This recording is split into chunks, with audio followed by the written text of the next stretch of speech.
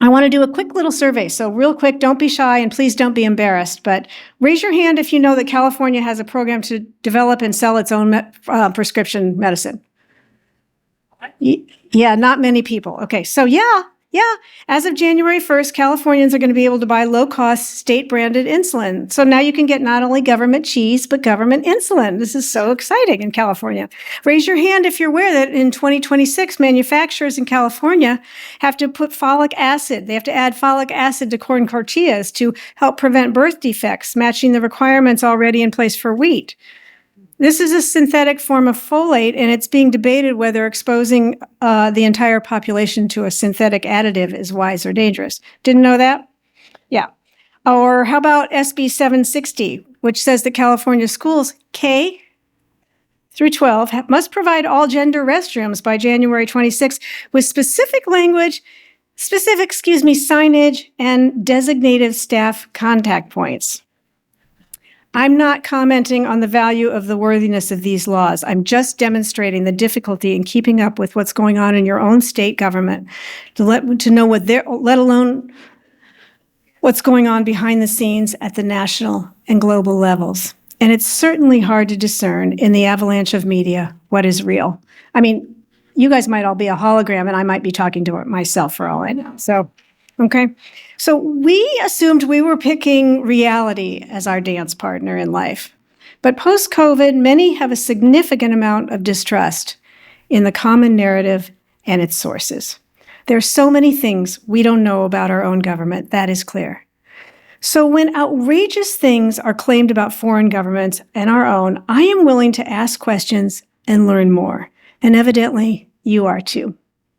Tonight, we have two guests who discuss things that some people find unfathomable. We have two people who are rowing mightily to bring you information you may not get from other sources. What I do know for sure is that tonight's guests have dedicated themselves to plowing the hardened assumptions of the collective to offer fresh information that may have been buried by the very institutions we trusted in both the public and private sectors. And they have done so at great cost. I also know that Lara Logan is the embodiment of resilience. After being viciously attacked in Egypt when reporting on the Arab Spring, it would be very understandable if Lara had said, "Enough. I've given it my all, and I'm done." But she didn't. She put her journalist boots and heels back on and marched forward, turning over stones and digging into stories others ignore. Tonight's speaker is an award-winning investigative journalist with almost 35 years of prominence in American media. Her style is both warm and fearless as she approaches human conflict and political dynamics around the world. Journalist and host of Going Rogue with Lara Logan, she hosts eye-opening conversations with people who have important but sometimes underreported stories. Please help me in welcoming one of darkness's greatest foes, Lara Logan.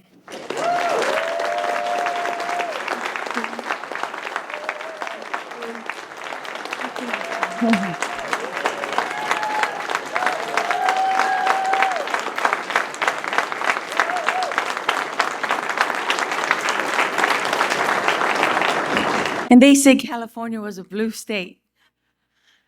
This place is packed. Hello, everybody. Jane, just remind me. I know I need to bring Dr. Timothy Shindelar up on stage here. You want me to talk for a couple minutes? Okay, so hello, everybody. Thank you so much for being here and taking time out to be here. It really matters. We're a year into this political cycle. And I don't know about you, but I keep wondering every day, every time they come out with another 9, 10, 15, 20 billion in fraud, I'm like, okay, revelation, we're past revelation at this point. We want it to end, right? I mean, we're tired of being robbed blind. It's enough. I remember years ago being in Afghanistan and covering an election there and trying to explain to an Afghan what taxes were and why we pay them, because it was completely outside the psychology of Afghanistan that you would actually pay like up to half your salary to the government. I mean, people didn't even that concept was beyond them, and And I was explaining to them, well, the corruption in Afghanistan is a problem for all these reasons. And now here we are. They register students in California who don't really go to school, and they steal that money. They steal your Medicare money. They steal your daycare money. They steal your, I mean, is there anything they don't steal? At this point, I didn't realize in the fight that that part of the strategy is to bankrupt the United States. Because when you see fraud on that scale, it's very interesting. As a journalist, I'm 54 now, been a journalist for more than 35 years, since I was 17 years old, worked all over the world, I think in close to 100 countries. What I have learned along the way is that it's not very hard to figure out some universal truths. You know, for example, most people have jobs. So when protests last for weeks or months, it means they're not going to work. And that usually means someone's paying them. I mean, I'm not kidding, right? It's very simple. It's the normal rhythm. There is a normal rhythm to a protest that is genuine. People always ask me, how do you know the truth? Well, a lot of the time you don't know it. And your job is not to find out just pieces of the truth. Your job as a journalist is to try to put the whole truth together. And so when you, in the process of doing that, finding out some standard universal truths is sort of helpful. So the truth is that protests, when they're natural and they really are grassroots, they're normally over a weekend and they normally don't last very long. You'll notice that's why, I mean, let's face it, Trump supporters are not really very good at protesting, right? Even on January 6th, they can manage a couple USAs and then it dies out. I mean, and it really does, because it's not trained, it's not taught, it's not organized, it doesn't have backing behind it, it doesn't have infrastructure behind it.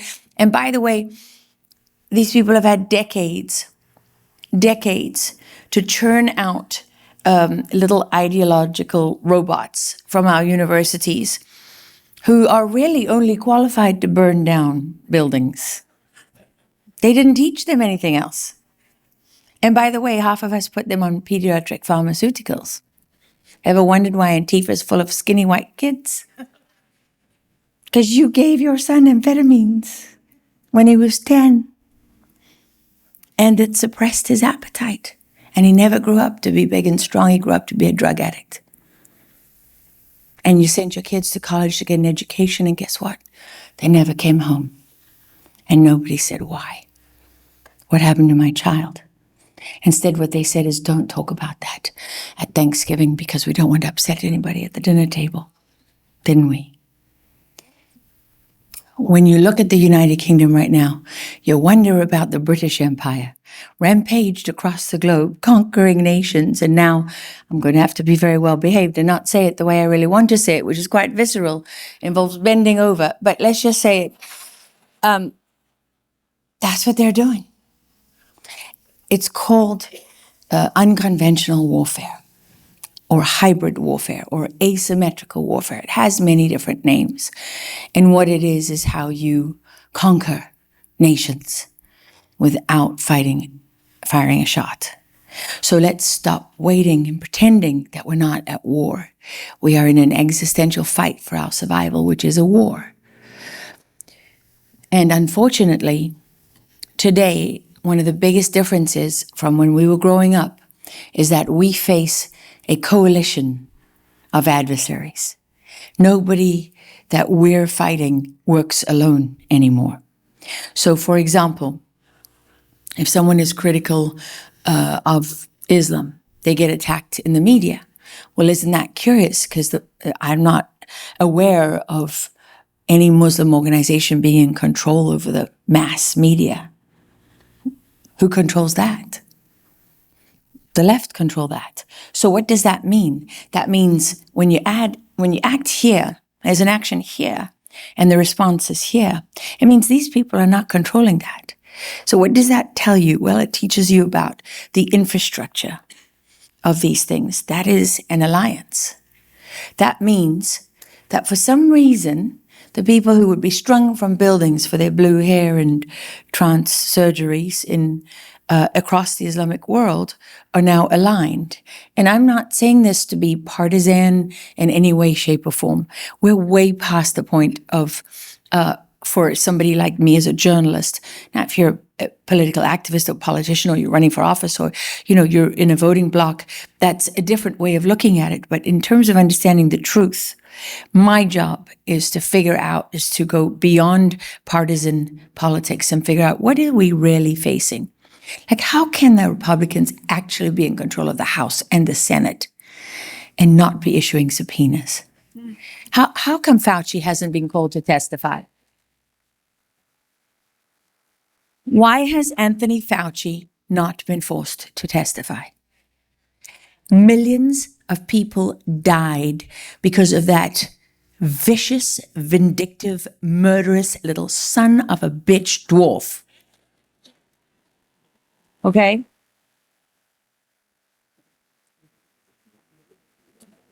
And people are still suffering. And he did it with HIV, and then he repeated it. And if you don't have to take my word for it. All of this, you can look up Robert F. Kennedy Jr.'s book, and there's other evidence. Look at one of the most famous gay activists in the history of the United States wrote a letter comparing Fauci to a mass murderer. Fauci, he's dead now. So Fauci says they reconciled before his death, but we don't know that to be true, do we? Why would the leader of the gay community reconcile with the man that killed countless gay people by creating AZT, which did what? It mimicked the progression of HIV. So people thought their loved ones were dying of HIV, and what were they really dying of? AZT poisoning. Does that sound like remdesivir? Oh, yes, it does. And that's why people need to be held accountable. Because when you don't stop them, they do it again, or they keep doing it. So great. We now have had everyone from Kirsty Noem to Donald Trump to God knows who else telling us it is official. It is official. Crossfire Hurricane and Russia collusion was paid for by the Hillary Clinton campaign with allies in the intelligence agencies, an operation run by John Brennan that went all the way into the White House, highest levels of the DOJ, counterintelligence, that the FBI was involved. So they're all waiting trial, right?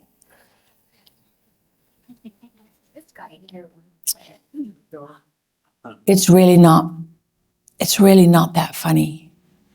Because my husband said to me this week, I got this one more thing to finish working on, and then I'm going to pivot to a survival plan. Because we're at the top of the list. And if this continues, we're in big trouble. Did you see what James O'Keefe reported today?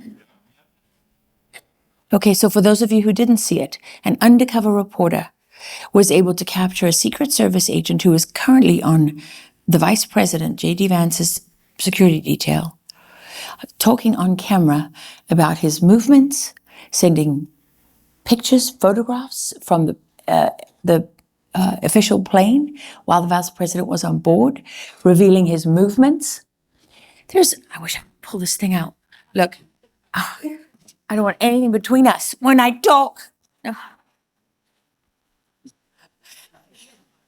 Lots of gray hair in this room. So I can ask you, do you remember in your lifetimes when a serving member of the Secret Service revealed tactics, techniques, procedures, movements, locations of the Vice President of the United States of America? And what the Deputy Director of the Secret Service put out a letter internally. I mean, he did a nice statement for the public. They've had to suspend the agent. They've had to suspend his clearance. He's denied access to Secret Service facilities. I'm sorry. Did you say he was detained and he's under 24-hour surveillance? Is that what you said? No, that's not what you said. Because when you give all of that information away, that is a roadmap to assassination. And if you're doing that to the Vice President, why would anyone assume it's not happening to the President? Thank you. Why would you assume it's not happening? So this is a very, very serious thing. And I really want everyone in this room to have absolute clarity on this when you leave here tonight. A serving member of the Secret Service is trained to detect deception, targeting, whatever. That's their job. It's part of their job. So when the deputy director whines and says we were unfairly targeted by a dishonest independent journalist, seriously? That's your response? It's bad enough that you have a Secret Service agent who's a holdover from the Biden administration. Why didn't you clean house, Mr. Trump? I'm sorry, I sound like I'm giving Donald Trump a hard time tonight. I don't mean to. My fear is for him. Because I then spoke to a number of very, very good sources, high-level intelligence and law enforcement sources, and one of them said to me, I don't know if he's going to make 4 years. I don't know if he's going to make 4 years. I'm seriously worried. I have it on good authority that there was roughly the number of Secret Service agents that could absolutely be fully and completely trusted when Donald Trump came into office. How many do you think that was? 8. 8. This is happening across the entire federal government. The Department of Justice, the FBI, the Department of Injustice, the FBI. It's happening in all these different agencies. The president is still being subverted, which means the will of the people is being subverted. And that's the real issue. And as long as you allow it to continue, it will continue. So I don't want to hear any more about how bad George Soros is. Why is he not in prison? Why is he not in prison? I'm tired of it. You're taking taxpayer money. You're funding nonprofit organizations who under IRS regulations are supposed to be nonpartisan. And you're paying for riots on the streets to subvert the law. And if you see anyone on television telling you that there's a statute of limitations and blah, blah, blah, shoot your TV. Because a seditious conspiracy, which is what we're talking about, treason and sedition, a seditious conspiracy is where you have people conspiring to subvert their own government. And it's ongoing. It's one conspiracy. From Russia collusion all the way through Hunter Biden's laptop and COVID and mail-in ballots and all the rest of it. It's one conspiracy. And you want to know how bad it is. This is how bad it is. You see right now, Trump, there's been an indictment on Maduro for years.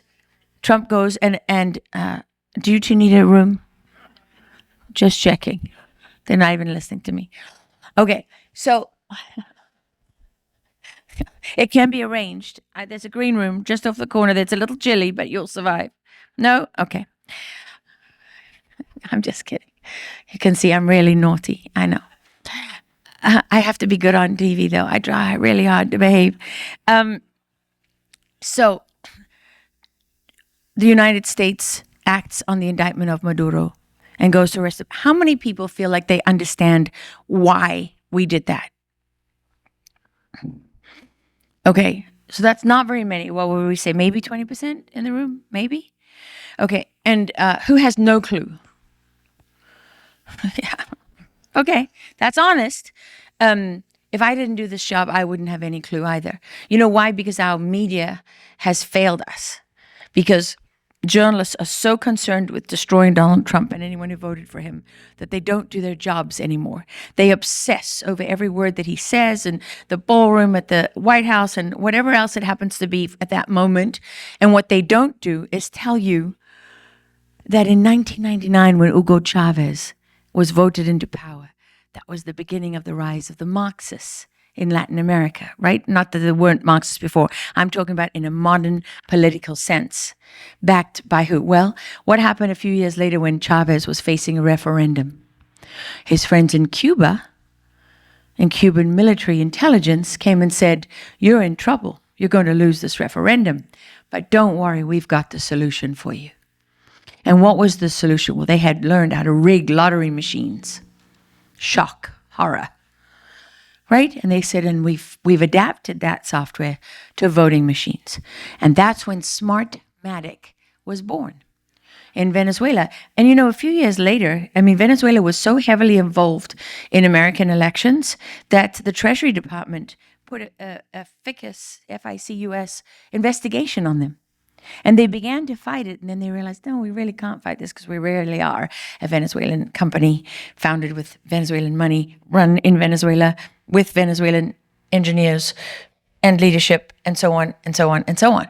So they did, what did they do? They did a fake sale. And there began all the shell companies that created our current election digital election system. So whether it's Smartmatic, and then they got the software from Sequoia, and then they sold that to Dominion, and so on, and so on, and so on. They're all the same. Hot Civic, ESNS, it doesn't matter. They're all the same. But there's only one city in the United States where Smartmatic still runs our elections. What city is that? Los Angeles. Yep, because what they began in California, what they test and perfect here, they proliferate all over the country. Right? We see it over and over and over again. So now what happens? Well, Chavez discovers, well, this is dandy. You can rig an election. And so today, fast forward, that was in 2002. Now, the cartel that runs Venezuela, Cartel de los Soles, runs elections and selects the leaders in more than 70 countries worldwide. More than 70 countries. So if you're thinking, Venezuela, lovely place, not very significant, why would we need to do this in Venezuela? Did you vote for Trump because you wanted somebody to restore election integrity? How do you do that without stopping that election theft? They have servers in Serbia, they have allies from the Chinese CCP, but you know what they have more than any other criminal cartel, transnational criminal organization has ever had? Money. Because Venezuela, not so long ago, what was it known for? That's right, it was a petrostate. What is Venezuela today? A narco state. How did that happen? You know what happened? The Marxists came to power. They put Marxists in Bolivia and in Peru and all over Latin America. And just as the U.S. was going into Colombia with Plan Colombia, with 7th Group Special Forces, to professionalize the Colombian military, defeat the FARC, what did the Colombians do?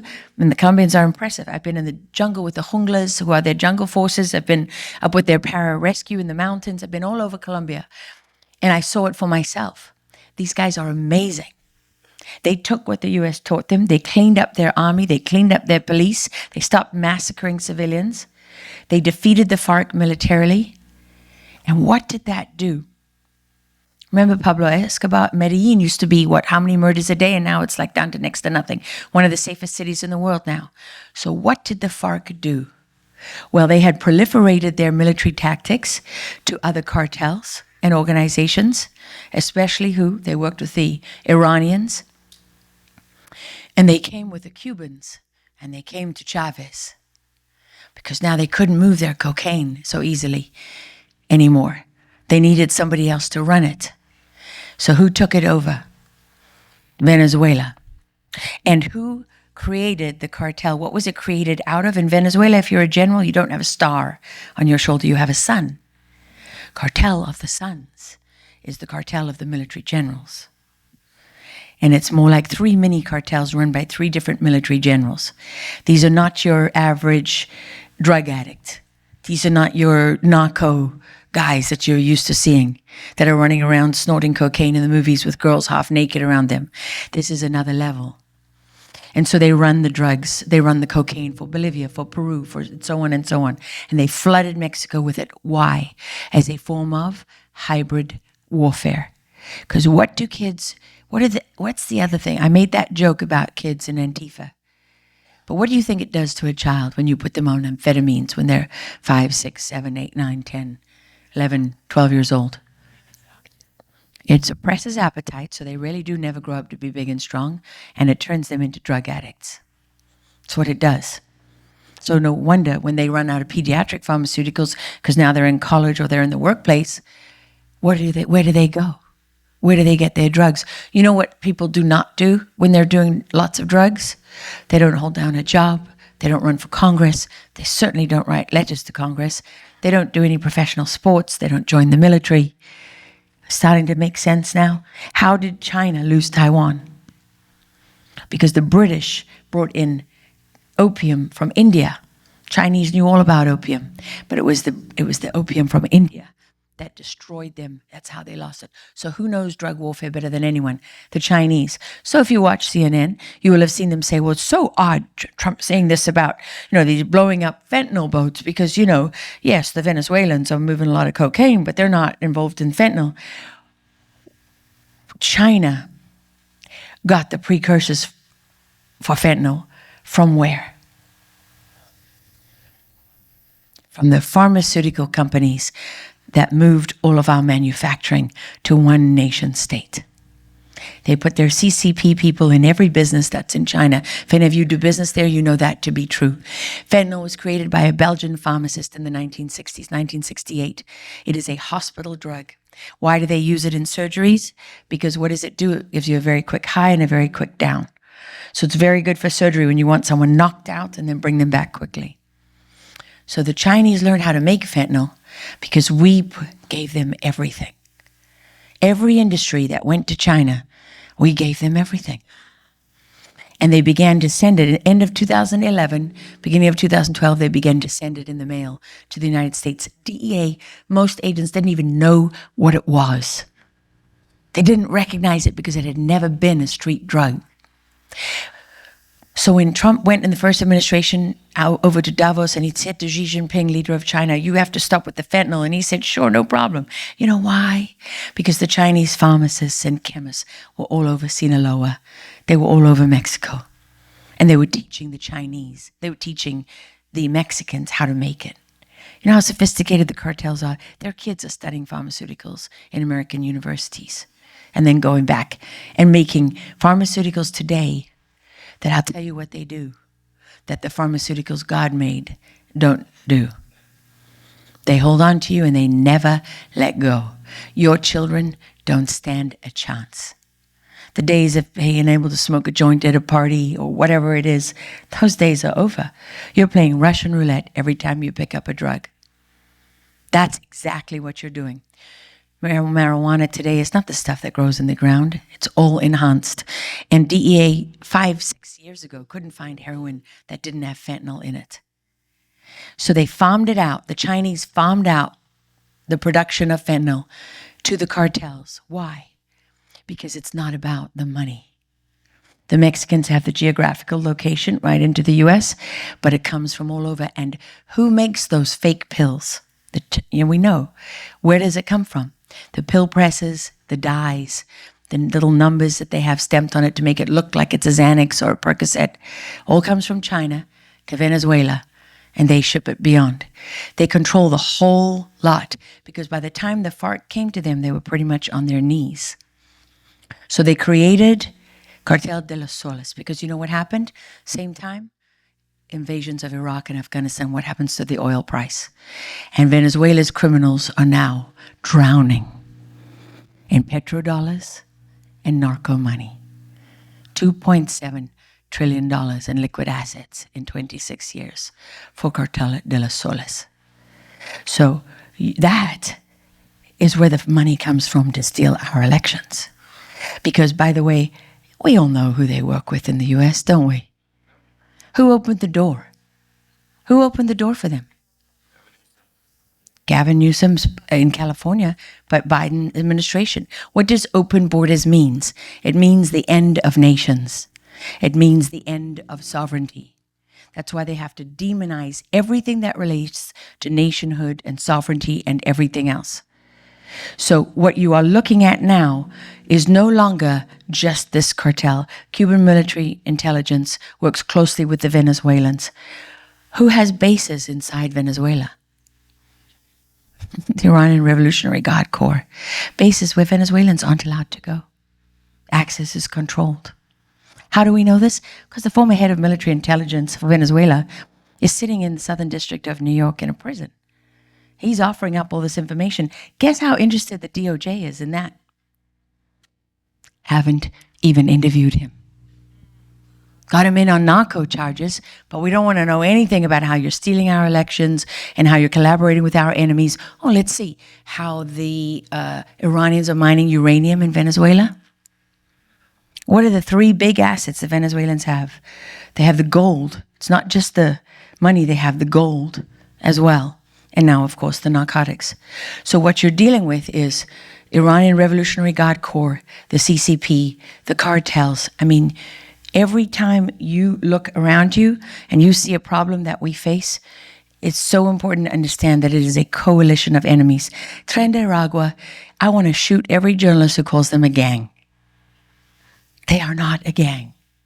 They are a foreign paramilitary force that is trained in intelligence and warfare, that was inserted into this country across an open border by the Biden administration and the CIA working with our enemies. They were put into our cities and our states to destabilize, to spread drugs. Your children and people whose children are dying are not this is not the crack addict that's, rolling on the street every night anymore.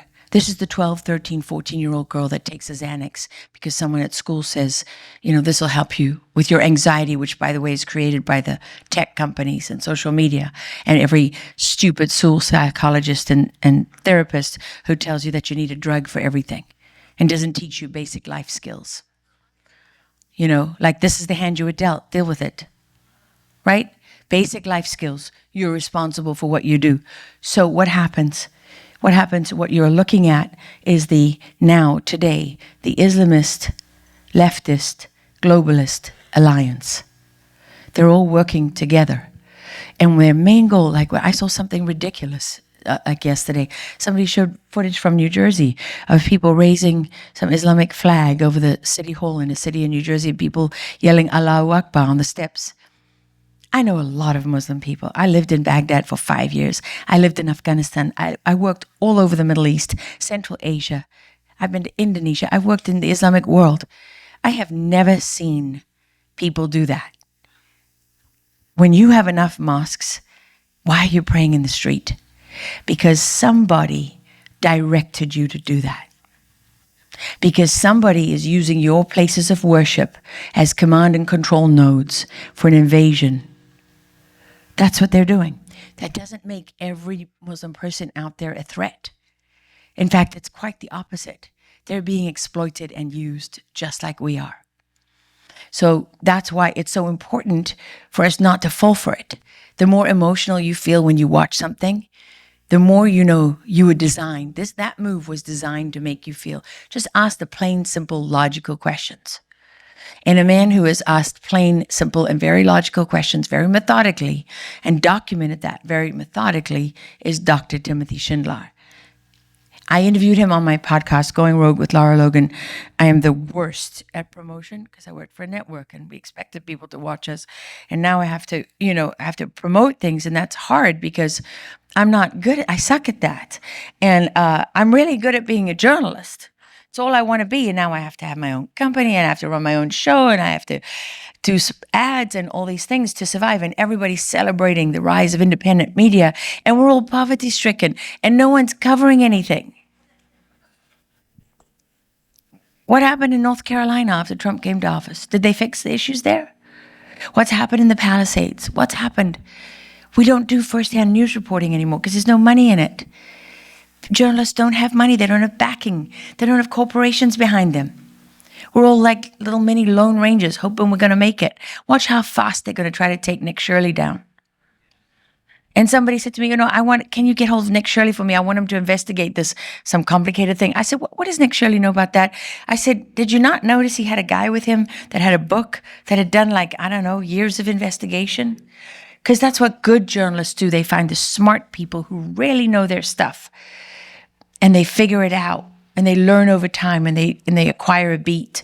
And so part of my beat is figuring out and calling out everyone who's not telling us the truth, because we are in a really bad situation. When you have the Secret Service, you literally have the Secret Service that is revealing that kind of information. I can promise you, I don't know this for a fact, but as sure as God made little green apples, that guy he's not just sending that to some undercover journalist that he wants to sleep with.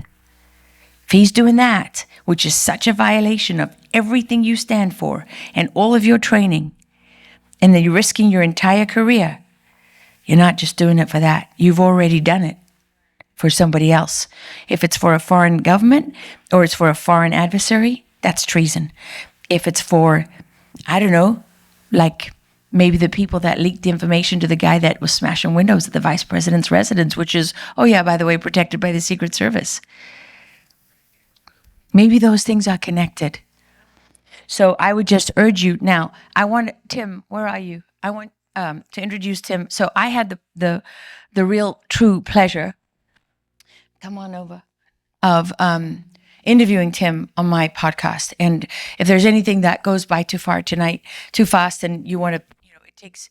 Tim has spent years working on something very, very significant, and it is very concerning what he's talking about, because it goes to the they. We always talk about the they, right? People talk about the they all the time, and we always wonder, well, who's the they? And people get frustrated with you, like, what do you mean the they? Well, Tim has figured out who part of the they is, a central, important part of the they. And this came about because of his career, because he was in the Marine Corps, but then he worked in many different parts of the government, in fact, working for the chairman of the Joint Chiefs of Staff. And this experience came to him firsthand, not reported by something else, not something he read on the internet. It came to him firsthand. What he realized was that if you really want to control what is investigated and what isn't, who's held accountable and who isn't, you control the institutions that run the investigations. So what happened under Obama, right, Tim?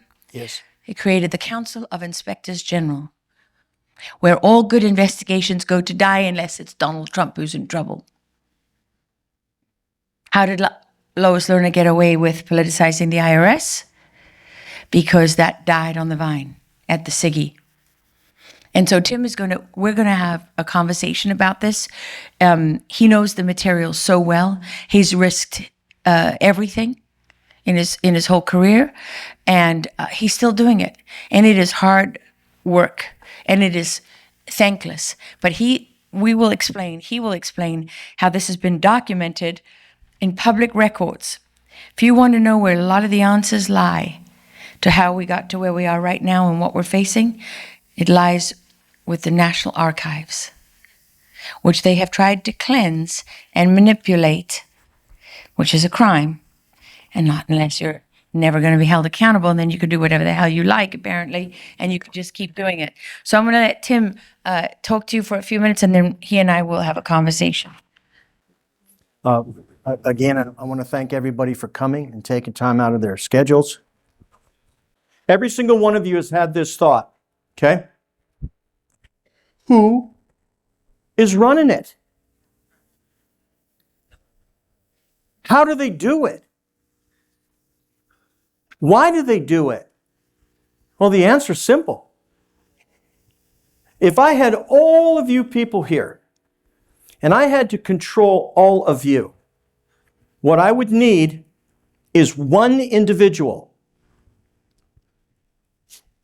Too loud?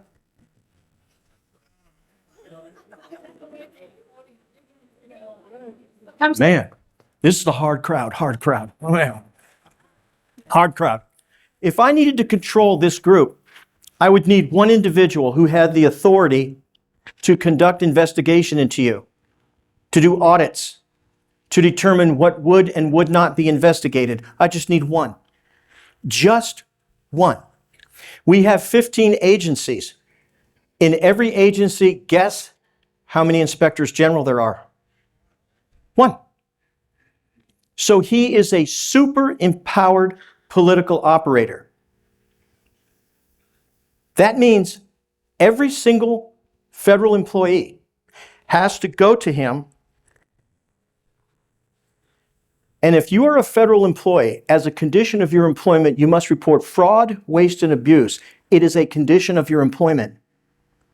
If you, when you take your individual oath to support and defend the Constitution against all enemies, foreign and domestic, that you will support the Constitution, and you will take the obligation freely without mental reservation or purpose of evasion. When you take the oath, it is an individual oath, and you say, I will be a servant, and I will protect the public's treasure. They will be tithing and paying taxes, and I will ensure that the money that goes out of the I think treasury... that taxes are unconstitutional, just saying. Well, true. Yes. That I will ensure that I will not allow someone to take what is not theirs. And if I see it, I am duty-bound to report it. And I am duty-bound to report it to guess who? The Inspector General. And then all of a sudden, I find out I'm being fired. My security clearance is being taken. The very people I work with who are going to be witnesses to the event are saying, hi, I need to talk to you. And the first thing they say is, did you know about this? Was he the only person that knew about this? And they say, no. And they say, oh, so you violated your oath of office. And you didn't report fraud, waste, and abuse and corruption, did you? So I'm going to take your clearance too. And I'm going to take everything you have. I'm going to take your job, your future, your children's future, and I'm going to punish you for doing your duty. That's not a mistake.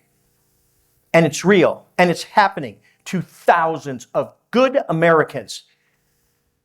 So, Tim, I think it'd be helpful if you can tell people how you stumbled across this. We sat down. Who's we? We? Who's we? Several whistleblowers. We came together and we said, we got to understand, is this just happening in DOD? Because I was working in the IG's office. I was with the priest of the deep state.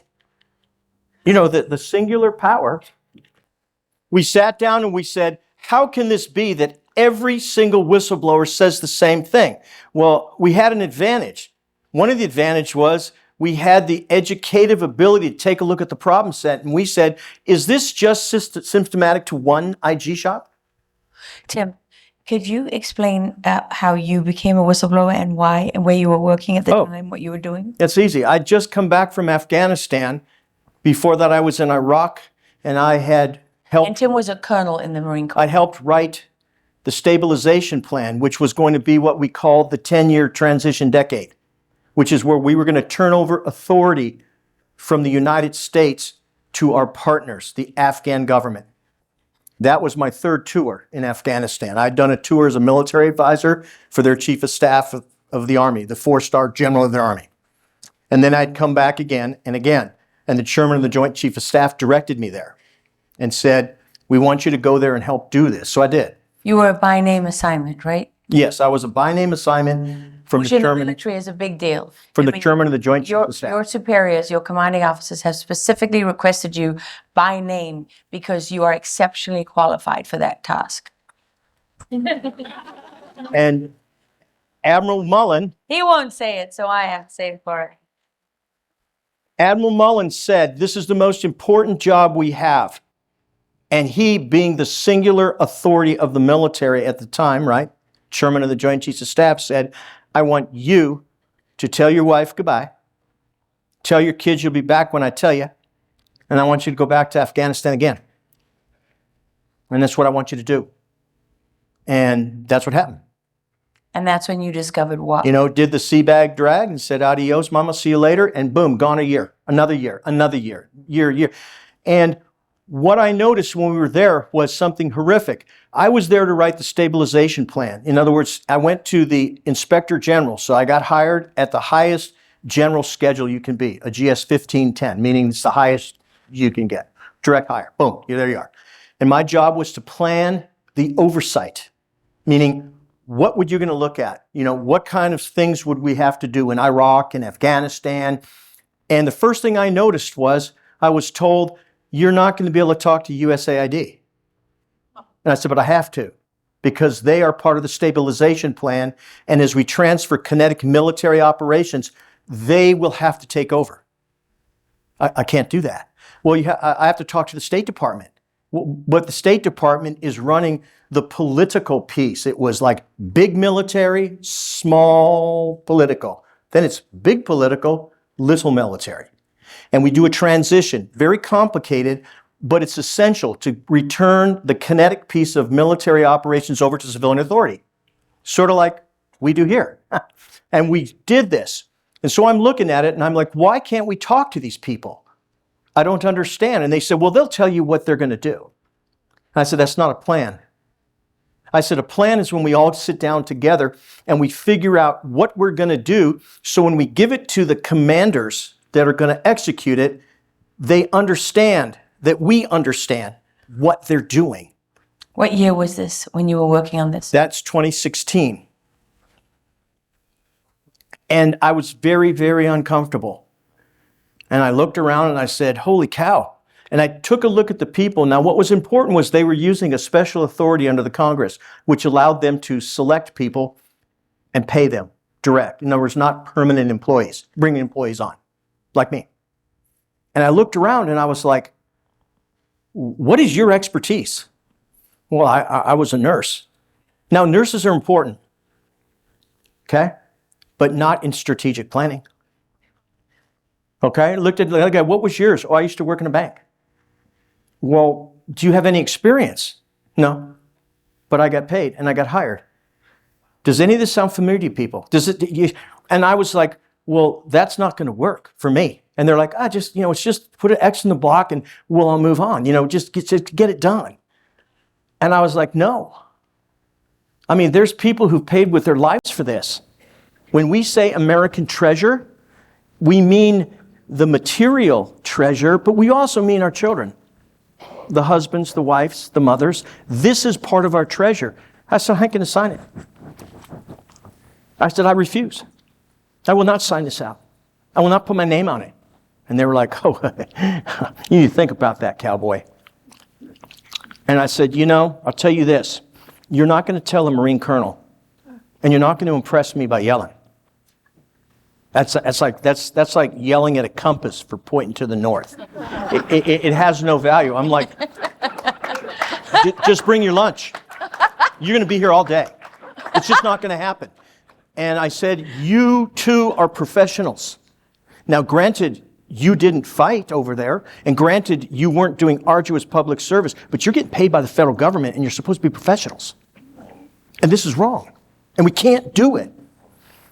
And so then Who was telling you couldn't talk to the State Department, you couldn't talk to, I was going to say the CIA, because USAID and the State Department are both fronts for the CIA, but... The very officer that signed it out, the Inspector General, his name was Glenn Fine. And here's what was interesting. Glenn Fine was waiting for nomination to become the permanent IG. He had spent 11 years as the DOJ IG. And then he came down, he was acting as the deputy. Don't ask me why, but it's obvious why. Because he figured the election would go one way, and then he would get fleet up directly in, right?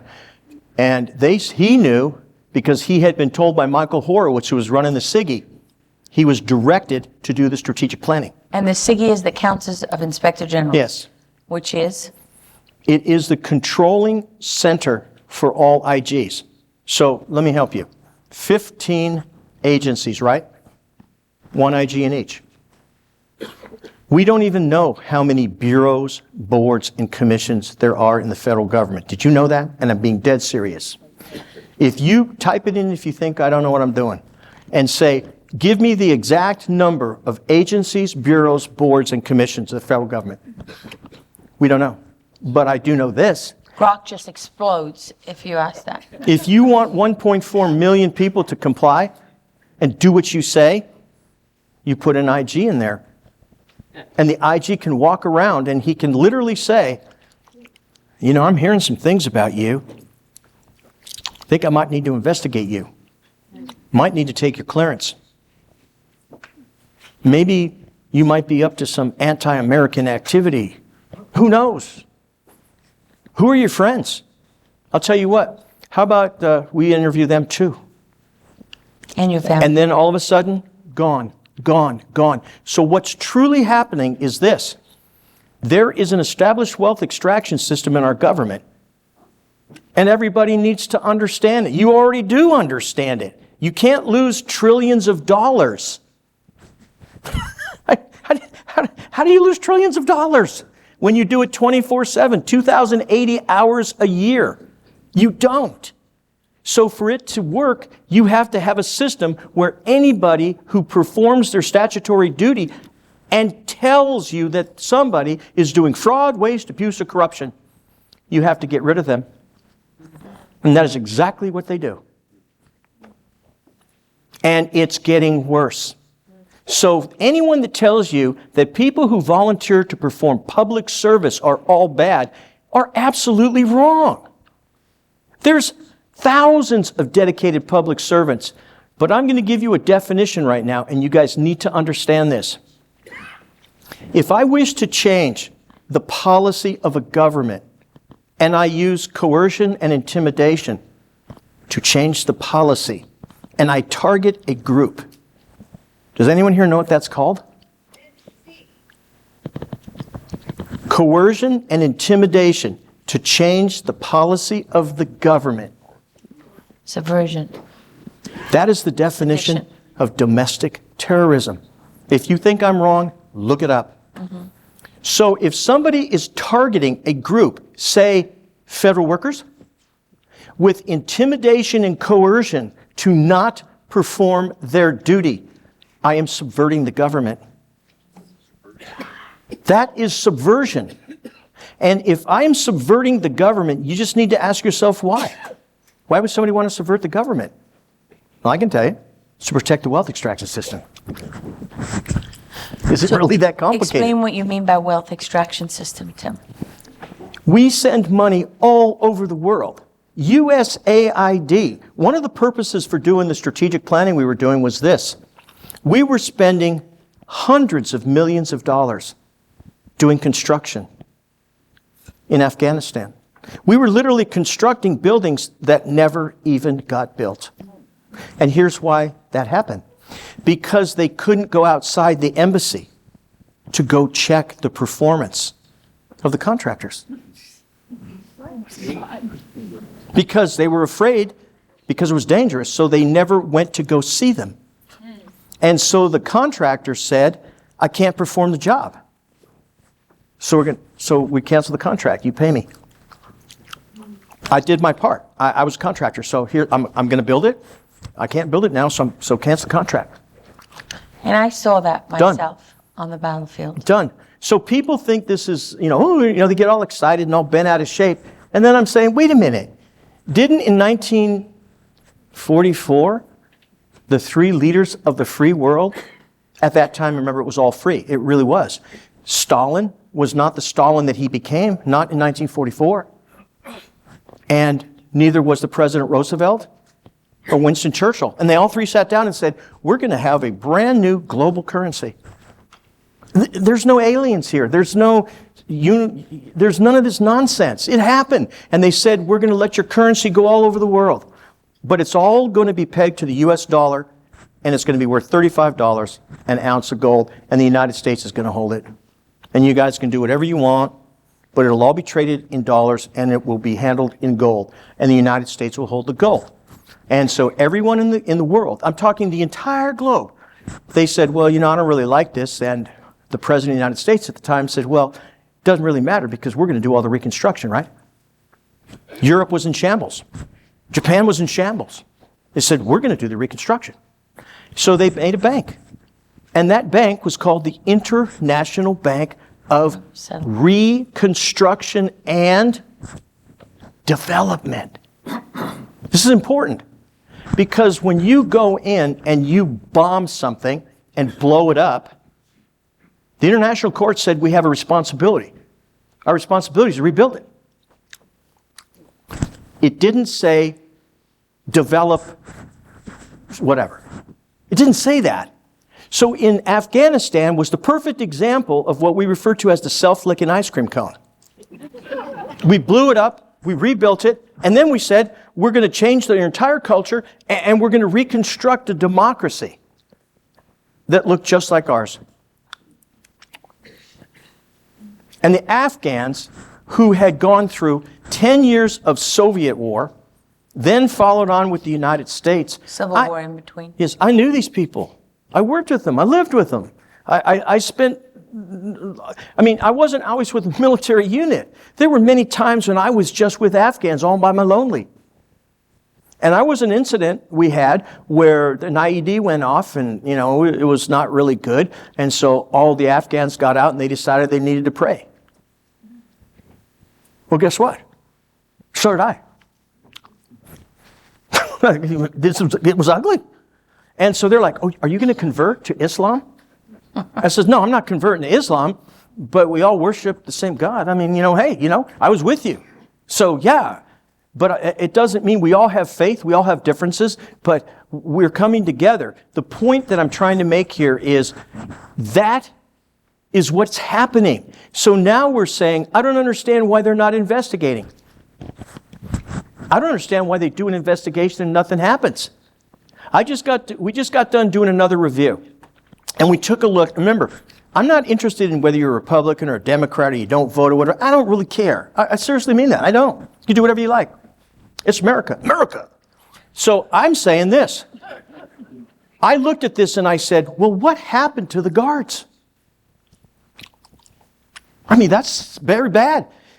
Jeffrey Epstein was in the highest security facility in New York. He was the most notorious prisoner ever. They were supposed to check on him physically. That's eyeballs. Walking in, literally opening the door, walking in and looking at him every 30 minutes. Guess what? They didn't do it. They just sat in their desk and they played it and they just falsified an official government function. Would you like to guess at what happened to them? Anybody? Oh, yes. They got 100 hours of community service. I don't know about you guys, but when I see a big buck walk by and I'm hunting, I shoot it. I'm sorry. That's what I do. I'm sorry. That's what I'm doing. It's called hunting. It's not fishing. See, fishing doesn't guarantee you get something. Hunting does. And if you don't bring back a buck, you're not hunting. You're just, doing nature walking or whatever. Tim. A hunter comes back with game. Tim, can you explain? So once this happened, you're working there in the office. You're told to do tasked with doing a strategic plan. You discover, number one, the other people tasked to do with it have no qualifications. None. You're not allowed to speak to people, which is the normal course of events. That Most you talk definitely to State Department, needed. Talk to USAID. We're You talking can't- multi-billion-dollar operations. Multi-billion. We're Yeah. talking hundreds of thousands of dollars. I mean, we're talking more than any of you, all of us together will ever see. Our children, our grandchildren. That's how much money we're talking. Of taxpayer dollars. And you're told to put your name on this report, even though it's completely Yes, we did not worthless. do comprehensive oversight planning. So I could not give a commander in the field a document that he could use to protect not only America's interest, but the interest of him and his men. So who is and women. pressuring you to put your name on that? Glenn Fine. The Inspector General was? Yes, the Inspector General of the Department of Defense, via his strategic planner, who was another SES, Senior Executive Service Officer, who said, you'll do what we say or we'll fire you. Explain what the Senior Executive Service is. Okay. 1978 was an important year for the federal government. A lot of people don't understand this. Maybe some of you do. We transformed the entire government of the United States in 1978. Do you all know that? No. Yes. Yes, we completely transformed the entire government. We created a new job. And we said the very top of the government federal service were going to be called Senior Executive Service Officers. Half political, half operational. And that they would run with the political officers that were picked and brought in. And they would ensure that the rest of the government did what they were told. Then they brought in the IG, which is referred to as the first amongst equals. But here's the thing. The political people who come in with each administration, they leave. New president comes in, he brings another group of people in. They leave. But the IG, he stays. And what do IGs and senior executive service members have in common? No oversight? Yes. The IG is the perfect job for a lawyer. I heard this quote. Here's why.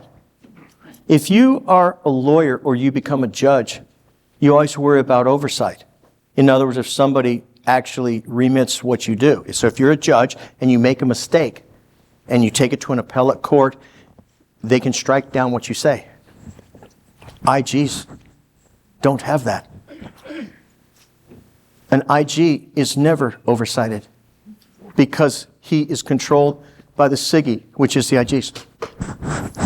And the senior executive service? They can also be inspected by the IG, but they work together. And they're not subject to who?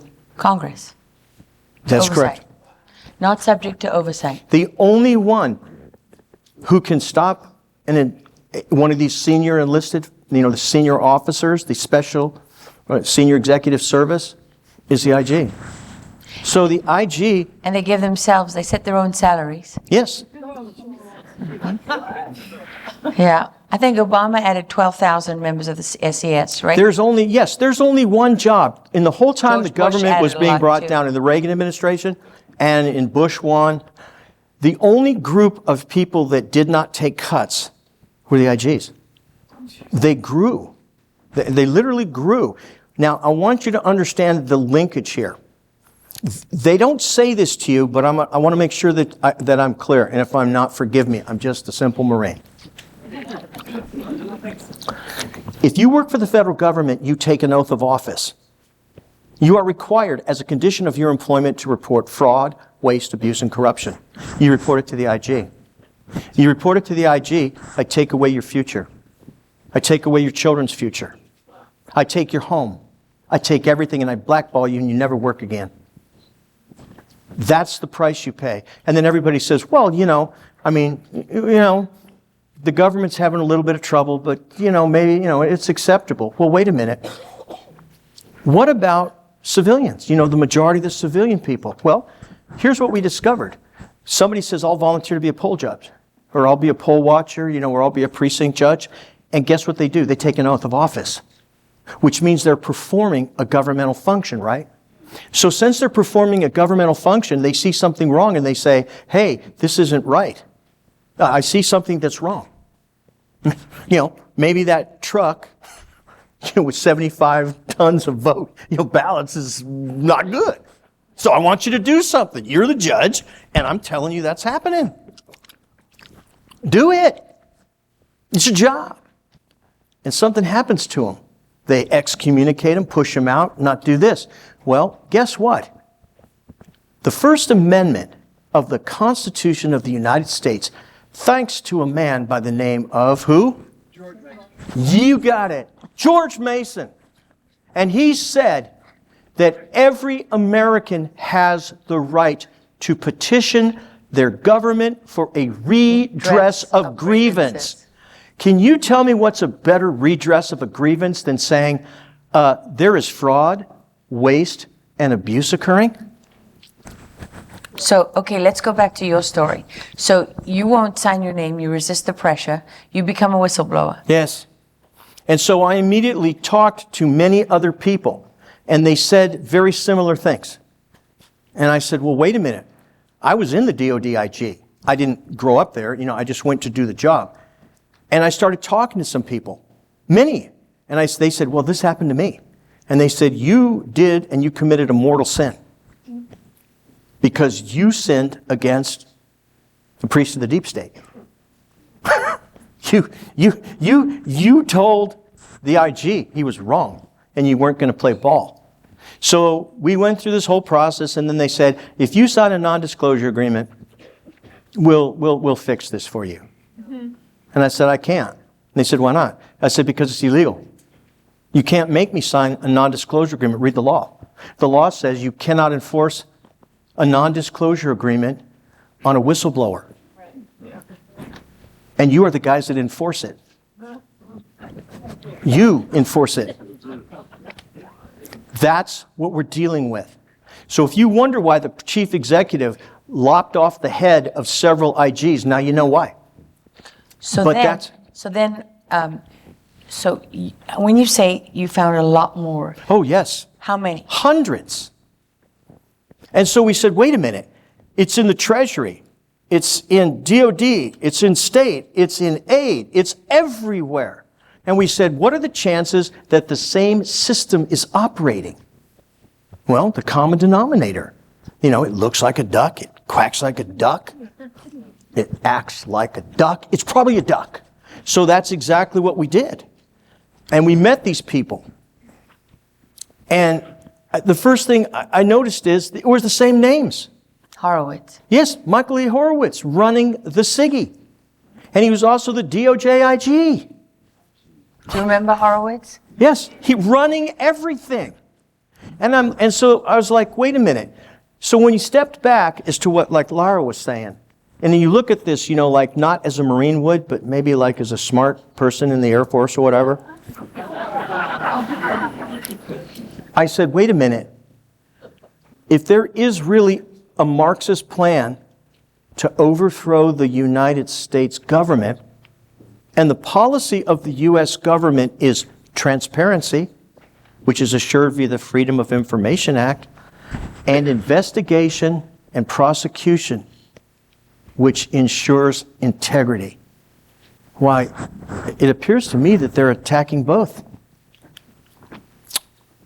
Appears to me. So then you guys did your case. Yes, that they are driving the two pillars of our country, transparency and accountability, out the window. They're literally breaking them.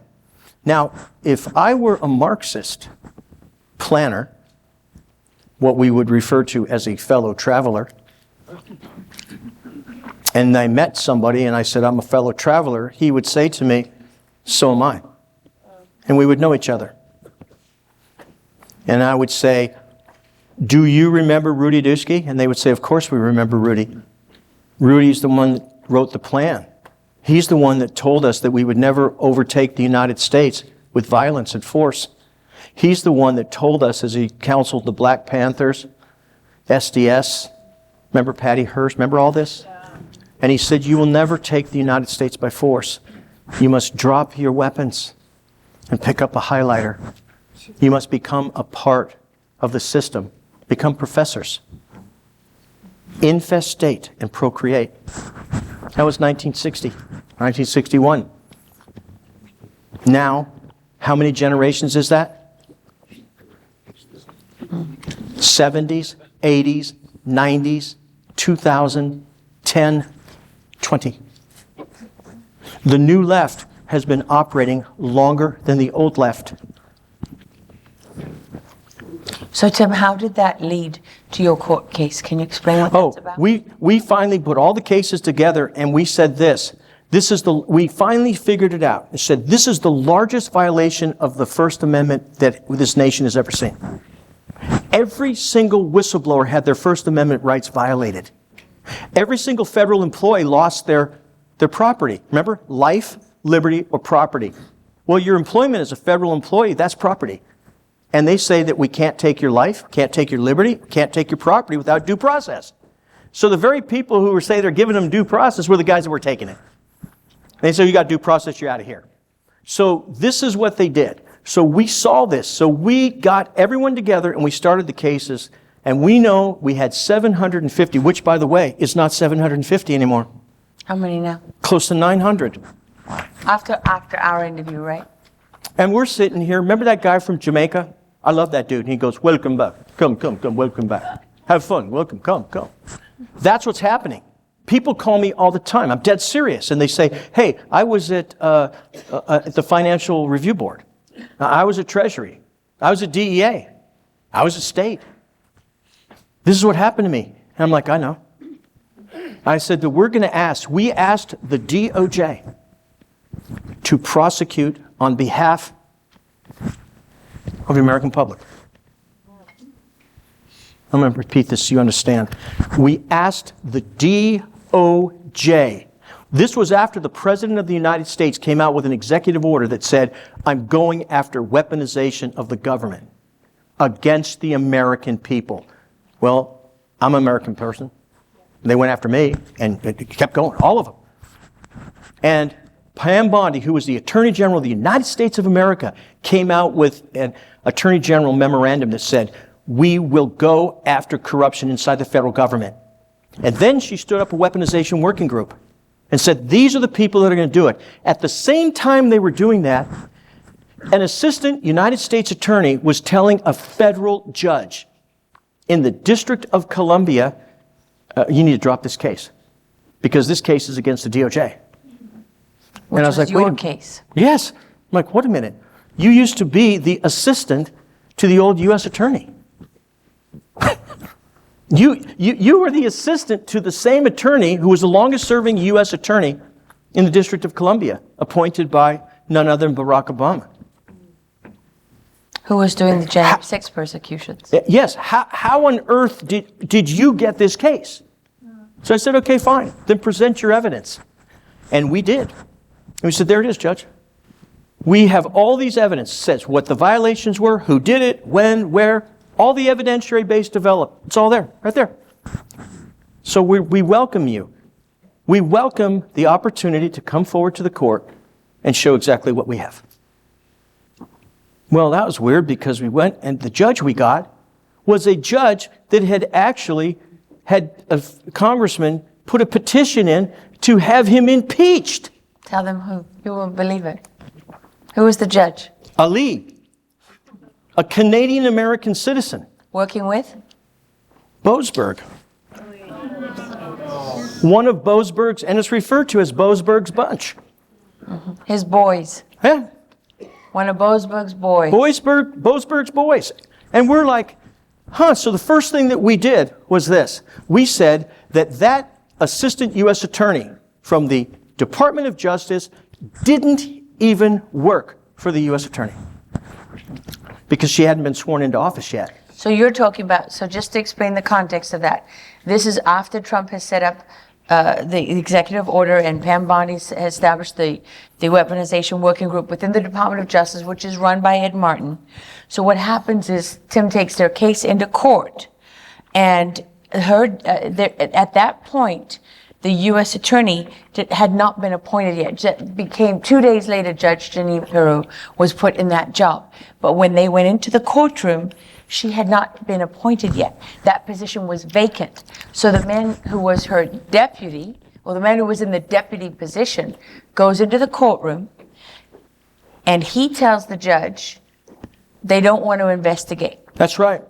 And we said you need to sanction this lawyer because he can't represent the case because he wasn't properly impaneled by the United States attorney. Because the United States attorney wasn't in the job yet. So he couldn't actually, he was illegally, fraudulently representing the DOJ in the courtroom. And we want $300,000 for all the work we had to put in it. And in addition... And we want him investigated by the Department of Justice. Internal... Explain to them how he... Explain the fraud, the scale of the fraud. Because he was standing there saying he represented the U.S. attorney. But there was no U.S. attorney at the time. It was a lie. And he represented the United States of America. And so what is it that he declined to investigate? I mean, what? Explain what he declined to investigate. Because it involved... What was it that he declined to investigate? The judge said, I have to gag the case. And if you guys talk, you'll go on triple probation or whatever, So I said, okay, fine. 3.5 months. And they said, here's your 3.5 months. And we are going to give the Department of Justice an opportunity to investigate what I'm saying. All the whistleblower claims. I said, do it. All the claims of being targeted, all the fraud, waste, and abuse, everything that they had gathered. Do it. They brought this evidence of government corruption into the courtroom, and the U.S. attorney says, we're not interested. And then he went on record, which we were waiting for. And he said, even though the judge said, we're giving you, the Department of Justice, time to investigate what he's saying. He went on record and said, I don't need to. We don't need to investigate it. And we said, well, all righty then. All right. And now that you put it on record. And the other thing that was going on, and this is very important that you all understand this. This is what they said. Where's your lawyer? Well, we want to talk to your lawyer because nobody has ever asked to sanction a United States attorney before. No one has ever gone to a federal judge and said, sanction that attorney for the federal government. Ain't never happened before. And the basis of the sanction you were asking for was that he defrauded the court. Yes. He defrauded the American people. And the judge said what? Nothing. He didn't even rule on it. So where does it stand now? Oh, we said, well, all righty then. We're going to take it to the appeal court. And they said, well, do you have a lawyer yet? I said, no, don't need one. We don't need one. We're taking it to the appellate court. And we're going to get the appellate 3-panel judges to rule and say, is it constitutional for a judge to not perform his statutory duty? And they still said, well, you should probably get a lawyer. If you guys had lawyers, everything would be okay. I said, no, it wouldn't be okay. Because if we had gotten a lawyer and they were an officer of the court, you think an officer of the court would have said, I want an attorney from the Department of Justice sanctioned? No. That's why we did it. They protect their own. I know that we want to have time to take some questions, but Tim, the one thing I want you to just explain it. It is, I swear. Pay attention. In closing, if you could just explain. So you now have taken this to the appellate court. So now it's sitting before the appeal court, United States judge, right in the belly of the beast. But We're taking it to the most problematic court of the nation. But there's something that you have figured out that you believe that this is a trap that's been set yes. for Donald Trump. Oh, Can yes. you explain that? As then we'll take questions. I want you all to you're talking boomerang, right? What? You're talking about a boomerang here? Yeah. Okay. Do you all understand what a boomerang is? You know what a boomerang is, right? You throw it and it comes back. If the people who work for this chief executive, that would be Donald Trump, if they do not honor their oath of office, it's not going to be like it was in the last administration where they just all walk away. That's not what's going to happen. If they lose the midterms, they will begin investigation on every single appointee, every officer of the United States government. And guess what's going to happen? They're going to be held accountable to the law. And we are all going to lose. For not granting. Because we didn't do our jobs. So instead of being prosecuted for the fraud that they carried out, they're going to prosecute those in office now for their failure to hold people to account. It's a poison chalice. Because they didn't stand up and do their duty. So that's how they're going to get rid of all that fraud, waste, abuse, corruption. They're going to get rid of all of it. And hang it around the neck of the people who are in office now. Not the ones who are guilty of carrying it out, but the ones who are guilty of not holding people to account. So if they don't do their duty, of which they voluntarily took an oath of office, they will be held accountable, which will probably involve prison, certainly the loss of their careers, because it'll not be the same. So this is what we want. We want the Department of Justice to do its job. We want them to hold personally accountable all of these senior executive service people who have violated the laws and have violated the First Amendment rights of all of these individuals that I represent. And not only just fired, we want them to be immediately turned from the criminal side to the administrative side so we can hold them accountable for First Amendment violations. And why do we want to do that? so we can take what they have. It's called ill-gotten gains. We're going to take the ill-gotten gains from the individual, and they will not be able to say, well, the government's going to defend me. I was operating for the government. No, you were not operating for the government because you were fired from the government for violation of the First Amendment rights of these individuals, so that we can then take them into what? Civil court. Right. The money that is gathered from that civil court, guess where it's going to go? Into a trust fund, so that we can pay and try to alleviate some of the pain and suffering that these families have endured. I can't. Okay, I know Jane is anxious to stay on track. We're probably over time already, but we would like to take some questions. If anybody has to go, we won't be offended.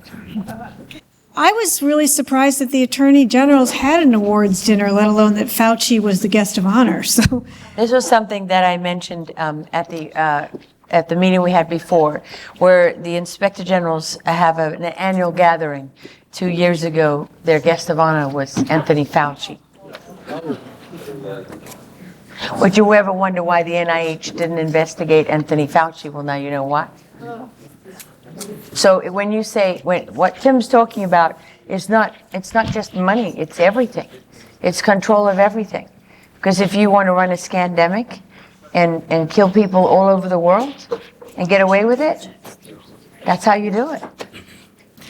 we want to talk about everything that you guys have on your minds. One of the things is, didn't Obama create some kind of a body or a commission to protect federal whistleblowers? What was that about?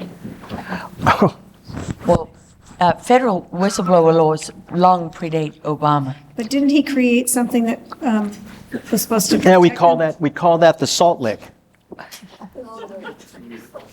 We call it the salt lick.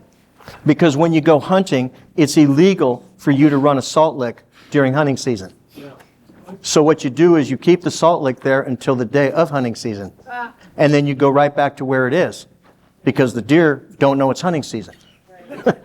So what he did was he ensured, by putting the inspectors general in charge, if anyone loses their security clearance, guess who reviews the work? The IGs. That means that you don't have to be in the intelligence community to have a security clearance, right? Well, that means the security clearance, the intelligence community IG, is going to make sure it was okay for them to fire you. Even if you're not even in the intelligence community. That's what he did. And that was called PPD 19. What is the role of the British Intelligence Service in all of this? Same as ours. And the World Economic Forum and the Bilderberg, all of that. Well, I just said 1944. 1944, we got together, and it was the United States that was the net recipient and benefit of a globalized economy. Roosevelt sat there and said, yeah, that's good. We'll use the U.S. dollar. That's it, guys. Yes. And so now the question isn't that. The question is, who is running it? It appears that somebody's trying to compete with the United States, doesn't it? Introduce a new currency. Take America off the stage. That's what's happening. So, and if the question was, what is the role of the MI6 and British intelligence?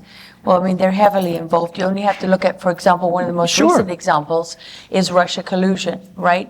Because if you haven't, follow a woman called Svetlana Lokova, because Svetlana was a Russian professor at Cambridge University, and she had nothing to do with intelligence or anything else, and she was targeted by one of her professors who was a spy, who cultivated a relationship with her, which ultimately led to an invitation to Sir Richard Dearlove's home, and Sir Richard Dearlove was the former head of MI6.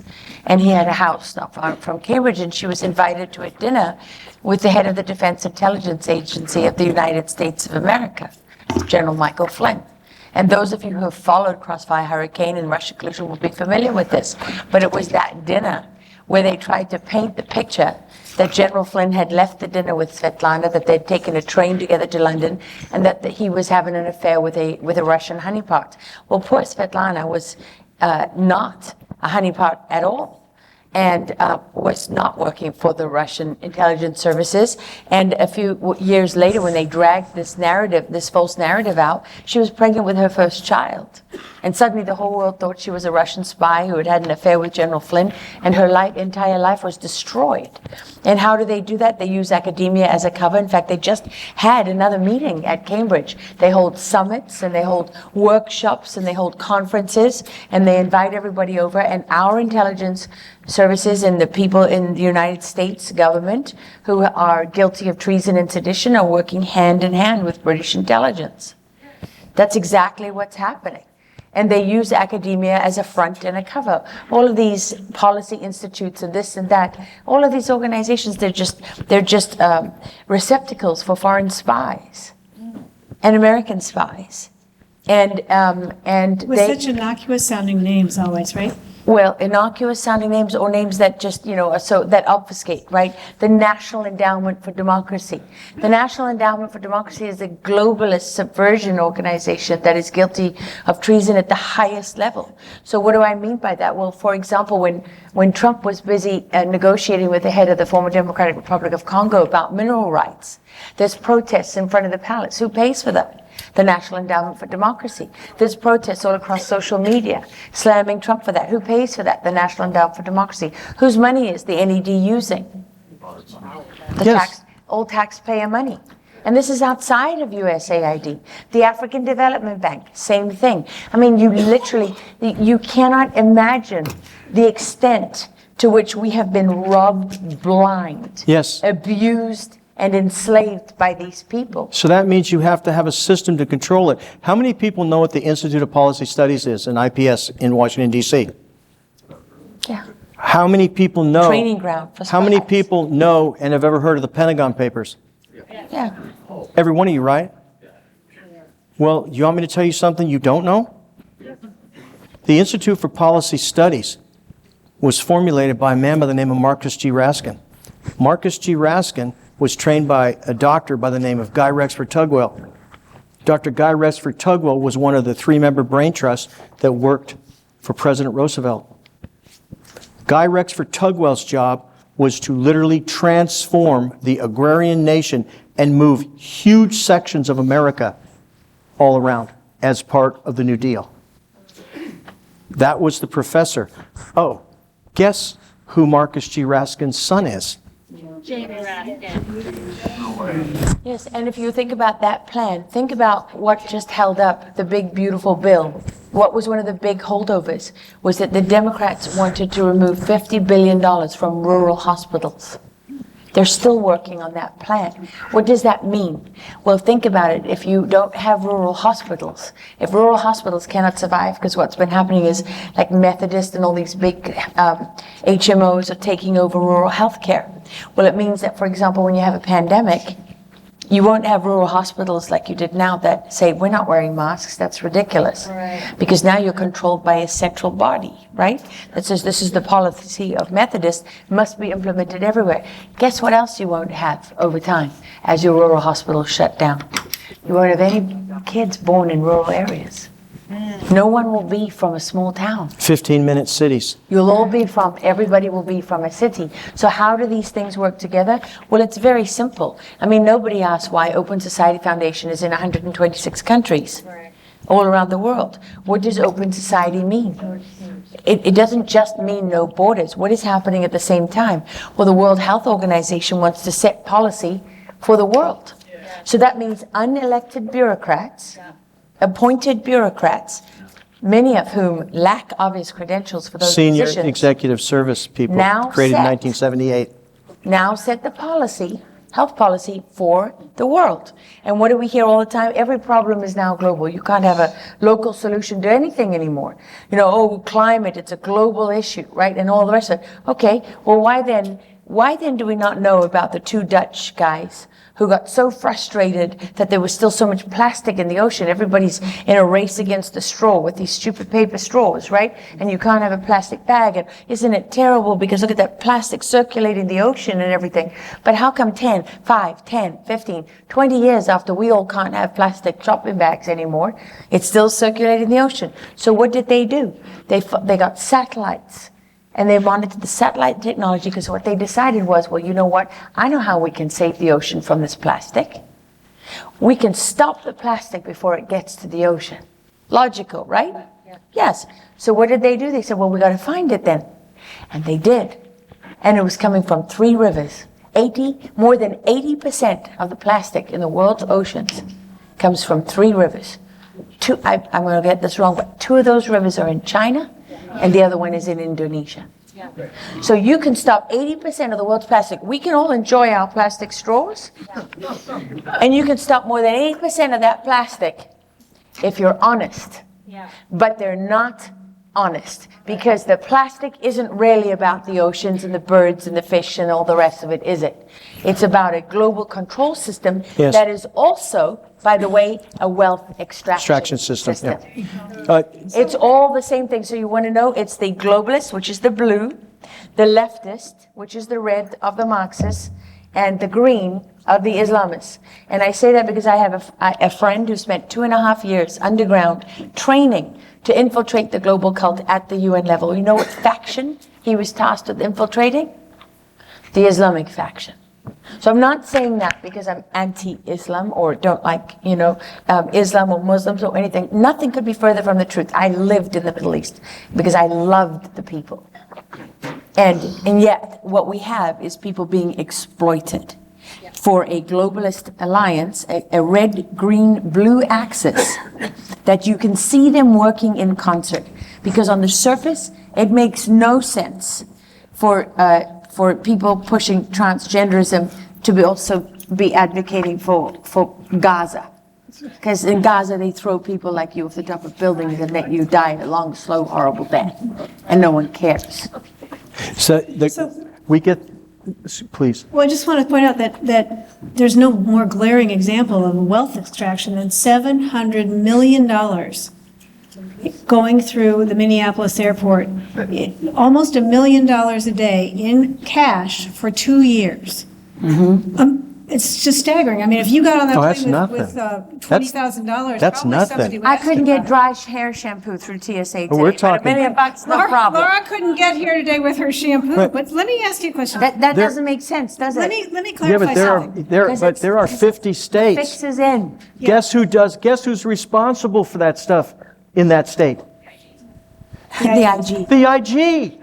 Again, the IG. There's 50 states. That's 50 IGs at the state level who work directly for the federal IGs. So somebody turned off the alarms at the airport, obviously, and you're saying somebody may have said, hey, this is a problem, and the IG said, I'm not interested. The IG's powers, he can decide who wins and who loses, what will and will not happen. It's not possible to steal that kind of money without people knowing about it. How are the banks involved? Well, I mean, I'd burn everyone to the ground. Just think about how many children have been raped, tortured, murdered, and sold, and the money for those transactions has been run through J.P. Morgan Chase. I mean, you just look at the history of it. I'm sure there's many people in this room who know what the Titanic was really about. That was the same thing at the time, because 1913 Federal Reserve Act, and they didn't want anyone who stood against that. That was when we were robbed. 1913 was the pivotal year, right, Tim? Yes. That was the pivotal year with the 1913 Federal Reserve Act. That's when they put the money laundering system in place. That's when they made the banks unimpeachable. And they created the system that we are living with today. Oh, and the president's son-in-law was put in charge of it. Sorry. Just telling you what happened. So what has happened over the years? I mean, you have banks today that can shut down your bank accounts if you were to January 6th, if you went to the Capitol, whether you were committed of a crime or not. But they can't figure out that Jeffrey Epstein is being paid to run a system of of raping young girls. They can't figure out who the cartels are. And by the way, that's the other thing about Venezuela that makes it so significant, is when the cartel is running a state, they have certain advantages. In Venezuela's case, they have the access to the first world banking systems. So you're not talking about money under the table anymore. And what else do they have? Diplomatic immunity. And by the way, where else did we create a terrorist state? Afghanistan. May I make a point real quick? Who is the #1 whistleblower in the United States of America? Wait, who said that? Who said that? Who said that? Say it a little louder, please. President Trump. Yes. That's right. Because he is challenging the fraud, the waste, the abuse, and the corruption. So as far as we're concerned, it's currently 750. It's going to end up being well in the thousands. It'll always be +1.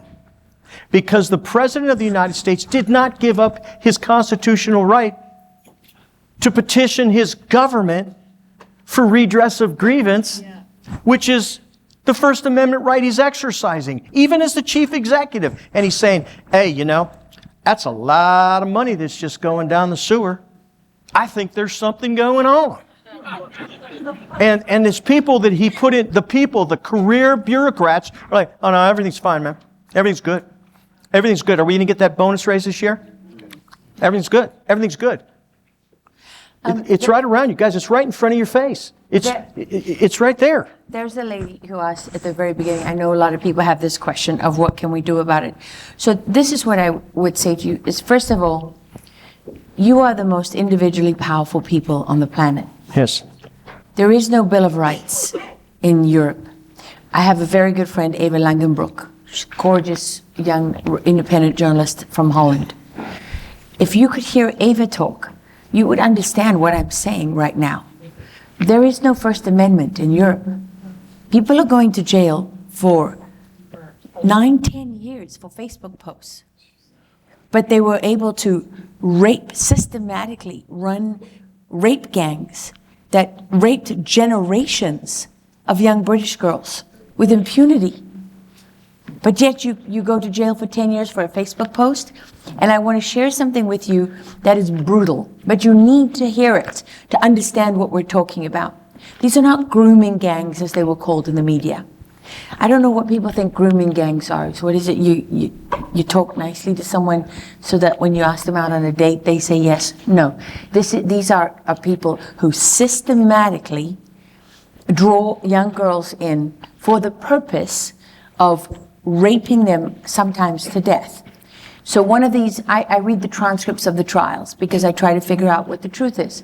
So in one of the transcripts of the trials in England, I'm reading about this young girl that was held in the basement of a home by this gang of, I think it was Pakistani men. And she was down there for weeks, and they would just bring man after man after man to rape her. And one of the things that they did was take a tool that would widen her butthole so she could be gang raped anally by these men, sometimes up to 9 men at a time. That is what happens when you do nothing. That is what happens when you stay silent because you're worried about whether or not you're going to get that promotion, or your neighbor's not going to talk to you, or your kid's going to be upset, or maybe you're going to lose your job. That is the price of silence. You become a nation that for 30 years did nothing while your children were systematically targeted, raped, abused, tortured, and murdered. And your police covered it up, and your judges covered it up, and your prosecutors covered it up, and your prime minister is still covering it up. And forgive me for being upset about that. But I'm so tired of people sitting on their asses and saying, what can I do? Something. You can do something. Because if you do nothing, it's all gone. That is the reality of where we are right now. That when fathers went to those police stations and tried to fight for their children, they were arrested. Because you know why? You want to know the number one reason that happened? Because people were silent. Because they wouldn't speak up. Speak up. Figure out who you are. What do you stand for? What do you represent? And what are you leaving behind? Because it's not good enough that you had freedom. Your children and your grandchildren deserve that too. Do not go quietly into that dark night. Rage, rage against the dying of the light. Because one voice is easy to get rid of. That's the reality. I live in Texas. Men love to sit around our dining room table and tell me how, oh, in Texas we have our guns. Nobody's taking our guns. Really? They're coming one by one. They're coming for you one by one in the middle of the night. Arresting this one. This one's a racist. This one's homophobic. This one's Islamophobic. This one's whatever. But you know what you all are? Together. Silent. There's that old thing of, when they came for this one, right? I said nothing. When they came for this one, I said nothing. When they came for the Jews, I said nothing. It's that old poem about the Second World War. And when they came for me, I cried out. But there was no one left. That's how they do it. They don't show you who they are. When Hugo Chavez was elected in Venezuela, he didn't campaign on the promise that he would impoverish 90% of the population, that he would have disappeared tens of thousands of Venezuelans every year, that girls would be raped with impunity, that they would be disappeared, that the prisons, that he would take a shopping center and turn it into a torture center. They don't get elected for who they are, for who they really are. They run information warfare campaigns. We are in the midst of fifth generation warfare. And it is up to every single one of us. Use the power that you have. You have a Bill of Rights. You have a Constitution. You have a republic. Fight for it. Figure out how uncomfortable you're willing to be. By the way, guess what? When you throw yourself in front of a moving car to save someone's life, there's a very good chance you're going to be killed. You can't sit back and say, I want to fight, but I don't want this to affect me. I don't want this to affect me. That's not how it works. When you stand up for a principle, when it really counts, that's the moment when they could kill you for it. But if you don't do it then, it's just a bumper sticker. When Nelson Mandela was tried for terrorism in South Africa, the night before he went into court, the leaders of the ANC, the African National Congress, his political party, begged him not to say what he had written, to say on the stand. You can find that speech online. It's called the Rivonia Trial. And he stood there before the court, a black man in South Africa, almost 30 years before he was freed. And he said, "Freedom is an ideal for which I would very much like to live." These are the words they didn't want him to say, the people who loved him, because they thought the South African government would execute him for it. And he said, "But it is an ideal for which I am quite prepared to die." Right on. How many of you have lived your life now? You've lived your life. Let's face it. I'm in the second half of my life. I'm 54. I'm not going down. I'm going up.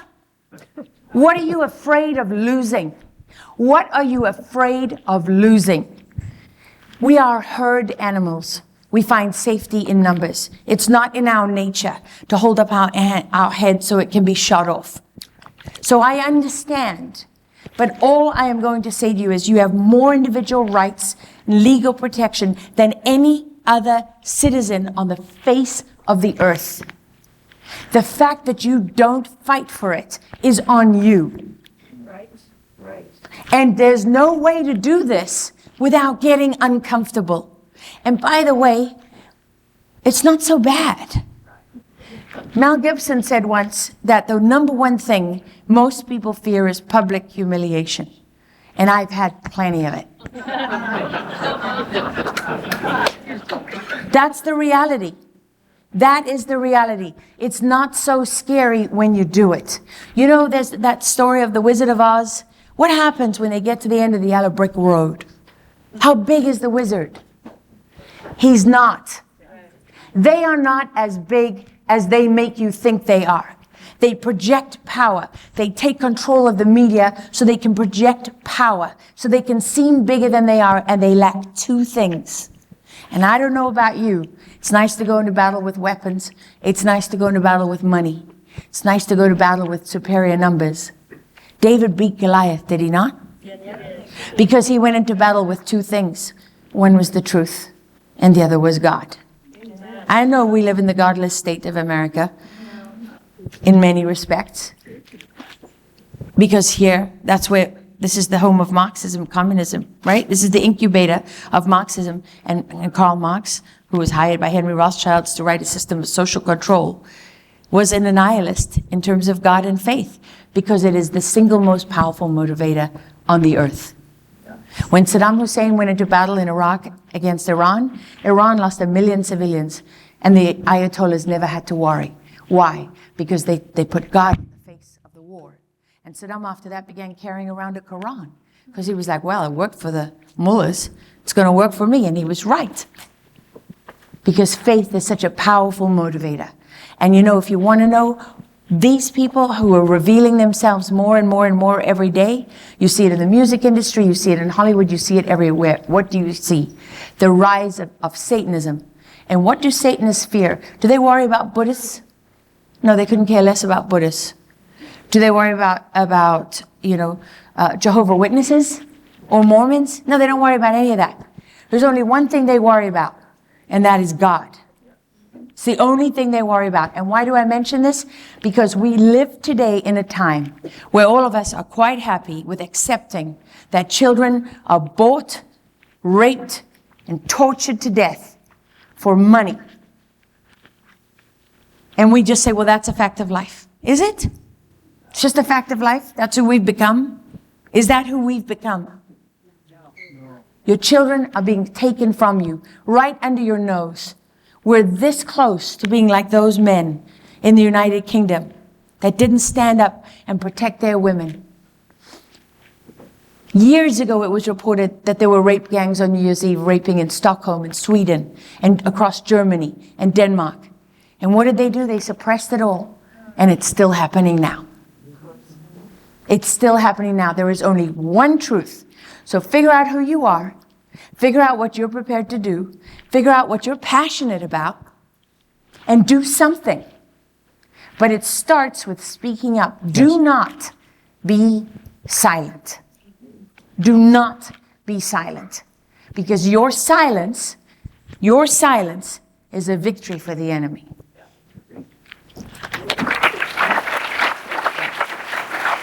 Lara Logan, Tim Sandoval, thank you for your passion and your perseverance. We are honored to have had you tonight.